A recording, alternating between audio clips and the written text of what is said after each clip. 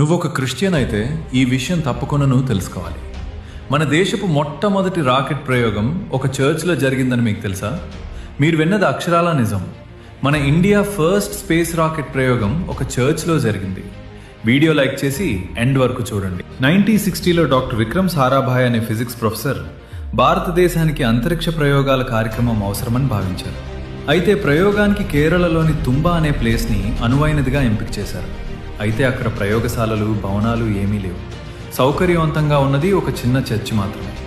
Doctor Sarabhai ఆ church bishop Peter బెర్నార్డ్ను కలిసి చర్చ్ని rocket ప్రయోగ కేంద్రంగా మార్చడానికి అనుమతి కోరారు. బిషప్ వెంటనే అంగీకరించి తాళం వేసి ఉంటే తాళం పగలగొట్టి లోపలికెళ్ళండి అని చెప్పారు. తర్వాత చర్చ్ని ప్రయోగశాలగా మార్చారు.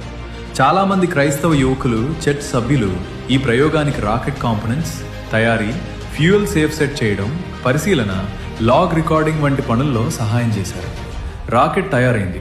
1963 నవంబర్ 21న Thumba equatorial rocket launching station ఏర్పాటైంది. అదే రోజు సాయంత్రం చర్చ్ ప్రాంగణం నుండి మొట్టమొదటి రాకెట్ నైక్ అపాచీను ప్రయోగించారు. ఈ విధంగా భారతదేశపు మొట్టమొదటి రాకెట్ ప్రయోగం ఒక చర్చిలో జరిగింది. క్రైస్తవులు భారతదేశం కోసం ఏం చేశారనే మూర్ఖులకి ఈ వీడియో పంపండి. ఎన్నో వృధా రీల్స్ షేర్ చేస్తూ ఉంటాం. ఈ రీల్ని మీ ఫ్రెండ్స్లో ఇద్దరికీ మర్చిపోకుండా షేర్ చేసి ఆమెనని కామెంట్ చేయండి. మన అకౌంట్ ఫాలో చేసి మీ సపోర్ట్ ఇవ్వండి. ఎందుకంటే నువ్వు తెలుసుకోవాల్సింది చాలా ఉంది.